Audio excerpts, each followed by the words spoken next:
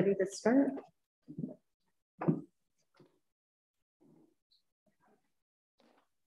Bring this meeting work session to order. We've got our first item on the agenda is the zone. And Mr. Church has the information to walk us through. Perfect. Okay, with the information that we put in your packet, I gave you some blank sheets.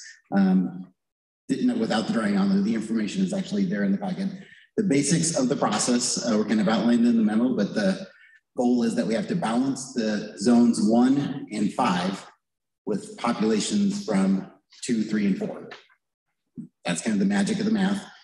So what I've done is I took some time and I looked at it and I looked at some logical options. And I kind of came up with a couple from the first shot. And then I came up with one that I actually feel is the recommendation one, which is option 2. Based on that, it does a little bit better job of balancing all those, puts them a little closer percentages for all those. And when you look at it, it may make a little bit more sense from just anybody just kind of looking at the map and going, what did they do again? And asking that kind of questions. So just to kind of quickly remind you what option 2 looked like, is if you take out the big map, which is kind of centered around zone 3 and where 2 and 1 touch it, is there's the point on zone 1 that kind of points east on the map.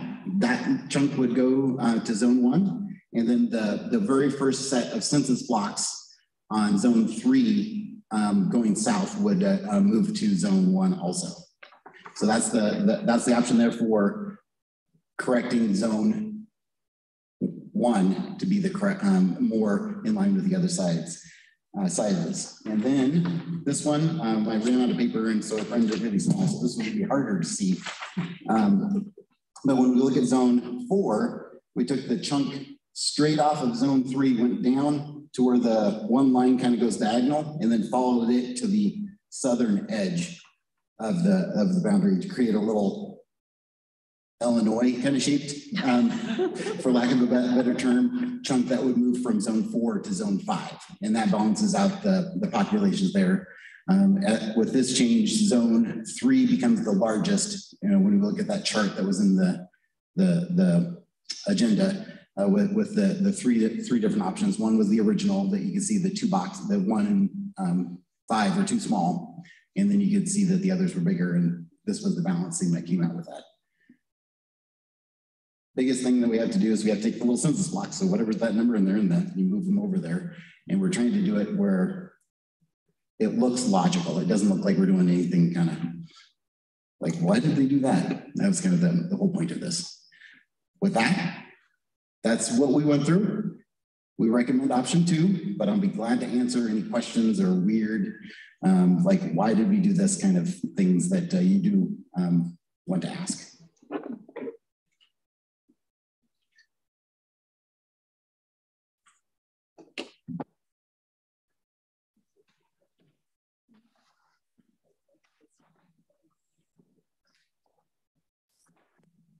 Madam Chair, if I may ask a question. Yes. Just for clarification, are these maps we're looking at, which one is option 2? The large one? Neither. Both maps they're the same map. Right. One is just zoomed in large, right? Okay. On the section, and one is the small. And are these both depicting option 2, which is what you recommend? Both, you had 2 options in the packet. Okay. One had the little drawings. Basically, there were scans of these guys. Okay. And put in the packet, and it showed what option 2 looked like. And that's the one we'd recommend, because when you look at it, it seems to make the most sense. Okay, but what I'm looking at right here is just what? Just the raw. Okay. Raw maps. Current raw maps. Okay, thank you. As you looked at option 2, did you see any potential conflicts with sitting trustees and trustees-elect? Would there be anything like that happen? One of the advantages I had in this, I had no idea where any of the trustees lived. So I made choices without that knowledge. And I believe our board clerk was able to tell me that I didn't impact anybody with that one. So with the changes. But again, I think that was kind of a nice little feature that I didn't know. Yeah, so on option 2, and I'm hoping Mandy will click on it, is that hooray that zone 3 becomes the largest zone. It is the most important zone. It's like the whole state of Utah. Looks like you did a tail down. Is that what you did? This one.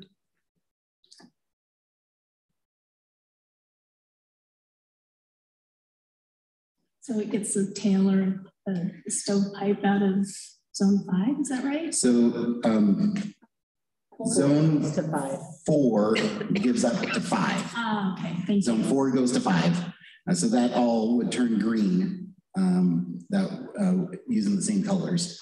The part for zone 3 that changes is that northern edge. There's one set of rows of census blocks. Those would all move to zone 1. And that's the only change for zone 3. So it gets a little more square. Correct. A little closer. Still shaped like the state of Utah. Yeah. And so the changes between 4 and 5, the logic there just following the road? Yeah, kind of following where the boundaries are. And my first attempt, I stopped once I kind of hit some reasonable numbers, and I left a little thing that looks a little weird. So that's why option 1 isn't the recommendation. Option 2 looks a little cleaner when you look at it because it's that entire strip that goes below zone 3.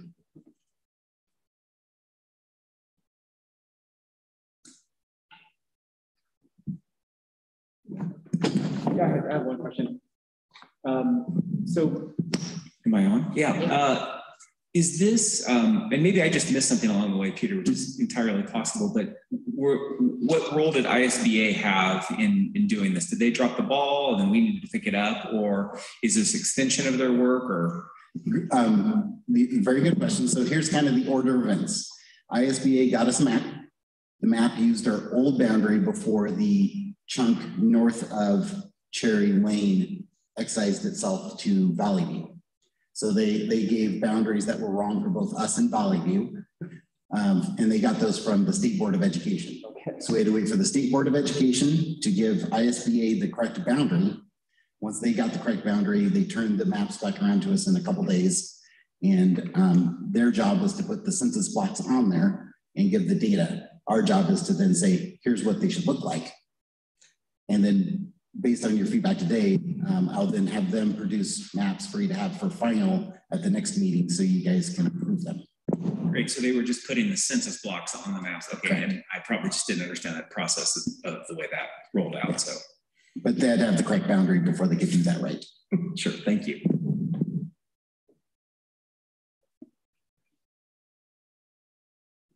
Any other questions?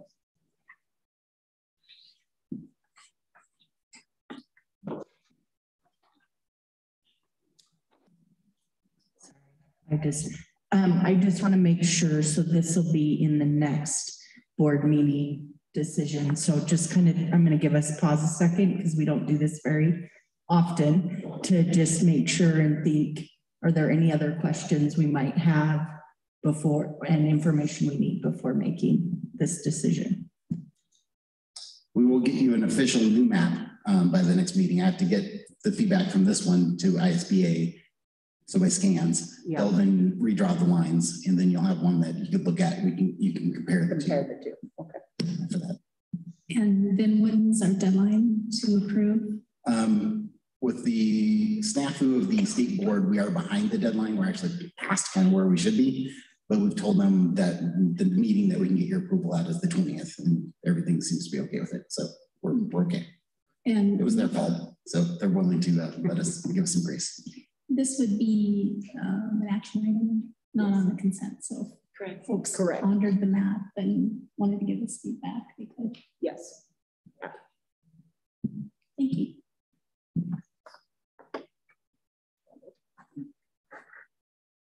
Thank you. Thank you.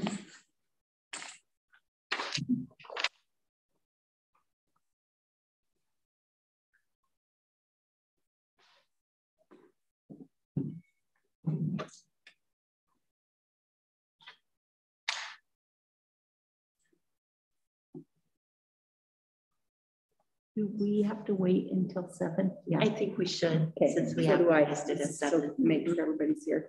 So the 20-minute stretch of Yes. halftime? Yep. Yeah, yeah, yes. Yeah, listening session. Yeah, I can do this. Good meeting.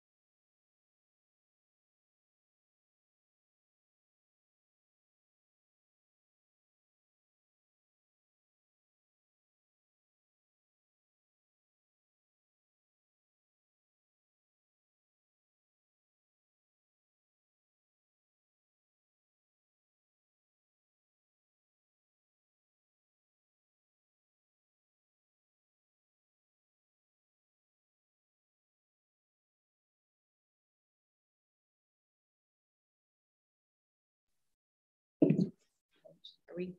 Okay.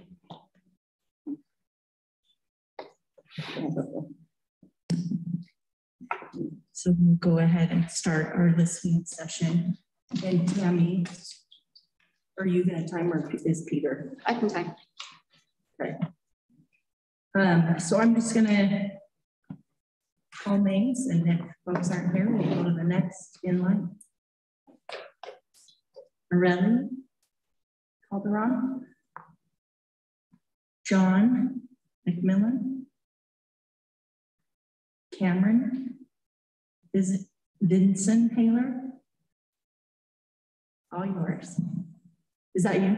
Yeah, that's me. Yep. Yep. So you can just go ahead and come and stand up to the mic, and you got 3 minutes. And so I'm here, we'll start it once you start talking. Thank you.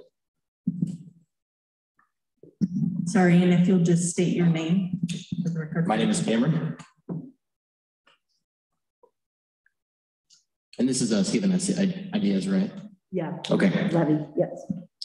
So basically what I think is I just graduated 3 years ago, and I've had a lot of feedback from many teachers. And I also have a dad, Mr. Dwayne Daniel, and he teaches at South Middle School. He's an 8th grade math teacher. And I kind of was observing a little bit these past couple months, just about classes and everything. And I was also observing his football team. And I kind of noticed that little things just like jerseys. I don't know all well about the levy, but I do know a little bit. I do know that South Middle School has a program where every 5 years they buy new uniforms. And I feel like if uniforms were,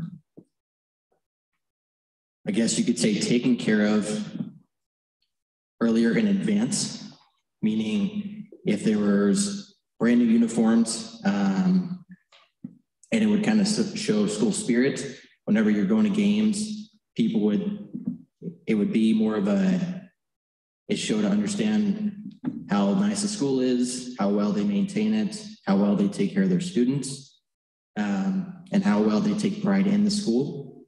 And to me, that's one of the biggest things when it comes to school, and understanding, or not understanding, but having students understand what school they came from and show their pride and dignity and what hard work they work for. And I think uniforms is one of the biggest things that a school can have. It doesn't matter if it's school uniforms for inside school. I'm not talking about that. I'm just meaning just uniforms for sports in general. I think that uniforms should be renewed every couple of years to kind of just show that the school takes pride in their school, and they take pride in their students and how well they achieve, how hard they work, and what they're willing to put in to show others what they're capable of. Thank you. That's all I got. Thank you. Thank you.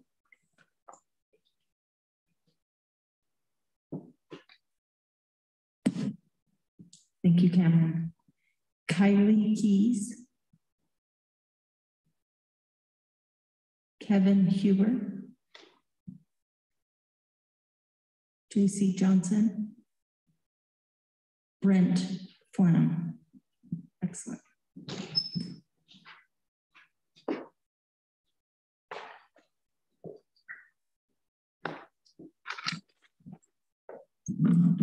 Hi, I'm Brent Flam, and I wrote some stuff down so when I get nervous. So I'm a father of 4 children here in the Nampa School District, and I have the privilege of facilitating a partnership to clothe Nampa school children in several school districts. So I just wanted to start by saying thank you. Thank you to the Nampa School Board, trustees, and especially thankful to the teachers and principals and other staff that work and care for my children and other children each day.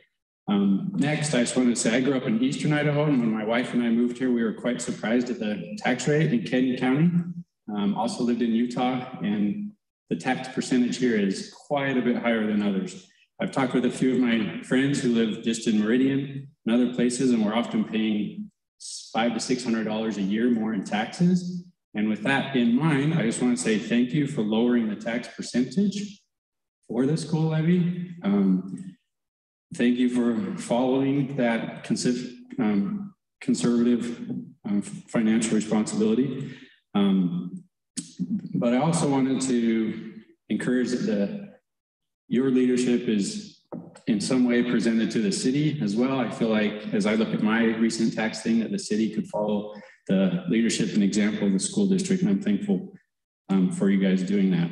The other thing I just wanted to mention is similar in the spirit of being fiscally conservative. I'd ask the school district to look at, I don't know what the options are legally, but using the primary election when all of the other elections are happening and the one in November when all the other elections are happening, rather than these what I call off-cycle elections. The off-cycle elections to me are less, they're going to cost us more to have 4 elections a year than 2. So why are we doing that as a state and as a county and as a school district? Why are we participating in that? So it can save some money that way, but also more importantly, the main elections have much more voter turnout. That's more effective voice of the people. As I talk to people in our school district and others, a lot of them don't even know that an election's coming up for a school bond or for a school board or what it might be. And then you look at the voter turnouts and it's very, very, very low. Obviously the last presidential election time was huge voter turnout, record setting, 80 whatever %. But those off-cycle elections, as I call them, are what, 20, maybe 30% of voters. And so I encourage you to look at using that, switch to that if at all you're allowed to, or whatever's legally required by our state, so you get more of a voice of the people. Part of why I say that is one thing that's often expressed is, well, if Nampa School District has, say, 10,000 employees and we have 30,000 voters, the automatic assumption is everybody that works for the school district is going to vote for more money, right? I know that's not true, but there's an automatic assumption of this. And it appears to many that a school district is somewhat gaming the system to use those off cycles. So thank you. Thank you. Thank you.